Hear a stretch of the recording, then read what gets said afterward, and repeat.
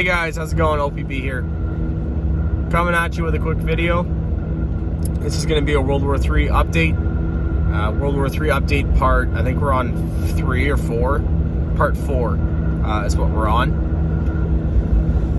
Current date, January 25th, 2022. Can't believe January's already done. Or close to. Things that are going on right now.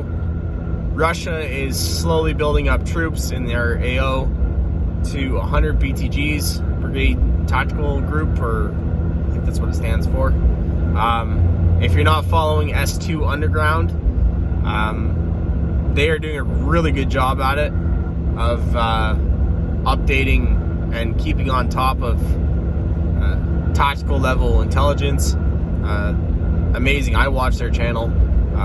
If you're not subscribed to S2 Underground, go over there and check them out. Give them a subscribe and watch some of their videos. Great updates. I'm just listing things that I noticed personally from things I've read. This is not like a copycat video or whatever. So go over there and check them out. I've read also on a couple of sites.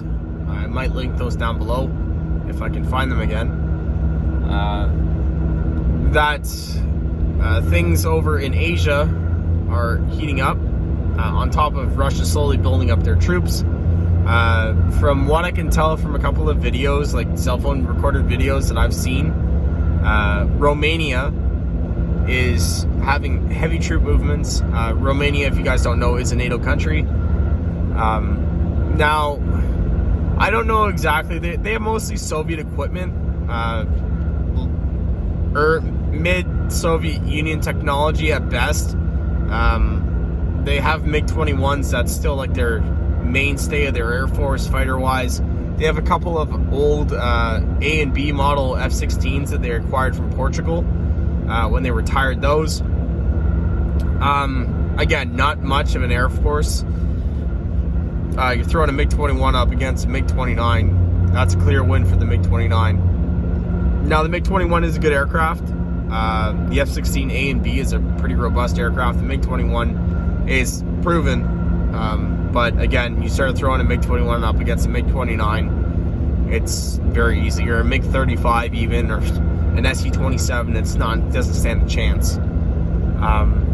Those AA-9s that fire off the MiG-21, I think they can fire AA-11s as well. The Romanian ones might be upgraded to fire the AIM-9. I know the German MiG-29s, or the ex-East German MiG-29s, were upgraded to fire the AIM-9 Sidewinder. I don't know if they did that with the Romanian MiG-21s. I mean, it would make sense if they did, if they can do that even. So that's something to keep in mind. Now, the AIM-9 Sidewinder is not that great of a missile. It's a good missile, but again, the Iris-T or the ASRAAM are by far better missiles, but those are newer, right?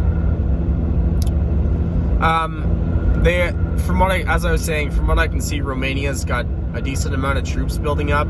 A couple of the videos I saw were videos of soldiers digging in what looked to be mountains, or very rocky hills. From history, we can learn that one of the biggest issues for the Roman legion in that area was the Carpathian Mountains. There's narrow passages. It's very cold. It's not friendly for troop movement. And even the slightest of resistance in that area is futile for an invading force. So in the mountains, the defense is the best offense. Like, yes, you can get bombed from the air, or you can have artillery strikes or what have you, but still, a stubborn defense is one hell of an offense. So watch what's going on there. I haven't really noticed a lot of people talking about that. The Romanian military is not the strongest. I think they're called the TM-84s, 82s. Basically, a somewhat westernized version of the T-54, T-55 model. It's still got a 100mm gun. It's not really going to do much. Your best bet, you might get a main kill on like a T-72, a T-80 and a T-90. I don't think you might. The best bet you could probably get with a 100mm gun on that is probably a mobility kill. Again, depending on the ammunition, if they're firing Sable rounds, you might have a better chance. I mean, granted, the L7 is only 105. It's 105, and here in Canada, we were using the Leopard 1 chassis, which uses an L7 105 gun for up until towards the end of Afghanistan. We were still using those. Personally, that's one of my favorite tanks that we've ever operated. But so I think it's a damn good tank. So yeah, they mostly have T-54s, T-55s still. They have domesticated versions of that, as I said, like the TM, TB, 82, 85. You can look it up. They're basically domestically produced T-54s and T-55s, upgraded using Western computers and electronics or whatever, metallurgy and stuff like that. Good tanks. They're robust, right? But how good are they, right? Thrown up against the main force, they're probably not the greatest tank to be in. I'd much rather be riding in a Leo 2A7 or a 2A6M can, personally, but or even an M1A2, decent tank. So that's movement there. Canada has given Ukraine, I think it was $12 million in aid, military aid. I also read that there are currently 6 CF-18 Hornets that they've disclosed that are based in Estonia. Again, if you remember, back channel, remember what I had said, pay attention to the Balkan states, Estonia, Latvia, Lithuania, okay? Watch those, watch them carefully. Now, these 6 Hornets have been there for a while. We had a couple of thousand troops in Estonia doing some training missions. I don't know if the troops are still there, but I know the Hornets are still there. I was reading an article today that they are there, and I had read in another article that they were contemplating sending 6 CF-18s to Romania. I don't know if that's factual or not, so I can't really say too much on that. Given that we only have just over 100 CF-18s, the fact that that many are there is pretty substantial. I know it's kind of stupid, and I'm about to get into something that's kind of a dark little rabbit hole. The fact that they purchased 138 CF-18 A and Bs to guard the world's largest airspace.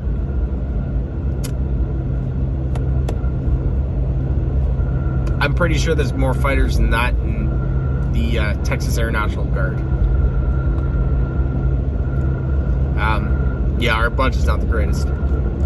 Anyways, so pay attention to troop movements. You can bet your ass that CSOR and JTF2, for those of you that don't know, CSOR, Canadian Special Operations Regiment, basically our version of the Rangers, and JTF2, Navy SEALs on steroids. Personally speaking, 100%, or personal opinion speaking, 100% success rate. That's pretty impressive. Not some guys you want to piss off. Leave it at that.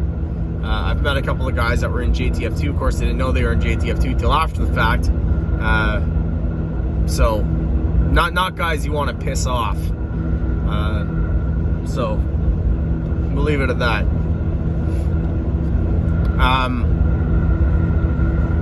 Now the U.S., you guys said that you're putting the 1st Infantry Division on heightened alert. Now, from what I can tell, Poland is not too fond of the Russian buildup. Obviously, I'm pretty sure Poland, for once in a world war, would just like to be left alone. They have been occupied twice now. So, yeah. I'm pretty sure they're like, hey guys, can we just like go around us right now? Like, can you leave us alone? Right? Poland themselves, they got a pretty beefy military. If you look at their equipment, again, they got Pt.4, which is basically a T-80. A lot of these old Soviet bloc countries have basically taken the Russian tanks, the Russian equipment, and made domestic derivatives of it. I mean, it makes sense, right? Whether their capabilities are better or worse or equal, I'm not too sure. I'm going to do a nation-by-nation equipment breakdown in a future video. That's going to be a series. Hopefully I can get it done before things kick off. I hope they don't, but unfortunately I don't foresee this going any other way. Hopefully politics plays out, but we all know our faith in politicians. But anyways, yeah, so stay posted for those videos. I'm going to start breaking it down. I'll probably start with the Balkan states and work my way south. Scandinavian countries, Norway, Finland, Sweden. Or if you want to go left to right, Norway, Sweden, Finland. And then the Balkans. Sweden is not a NATO country, not a military country. Anyways, they haven't been at war in over 300 years. But their equipment is amazing. Look at the Gripen, okay? Enough said there.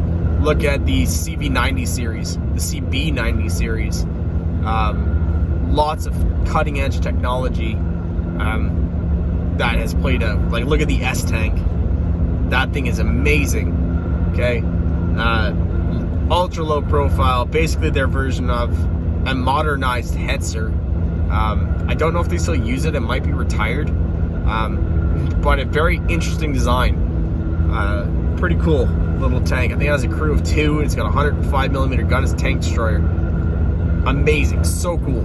Never seen anything like that in the modern era. In World War II, obviously you saw lots of cast hull tank destroyers. You got the Hetzer, the Stug, the Archer, arguably would be in that category.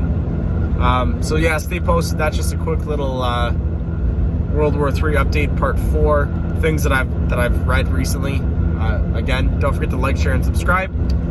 You can check me out over on BitChute if you'd like to leave a donation for the channel to help grow the channel. You can check me out there. The link to my PayPal is in that account and on that page. You can check me out on Patreon, again, on Ontario Preparedness and Bushcraft. A subscription there starts at $1.50 per month, Canadian. Again, it helps me out, helps the channel out, helps me grow the channel, and it'll allow me to put more time into this.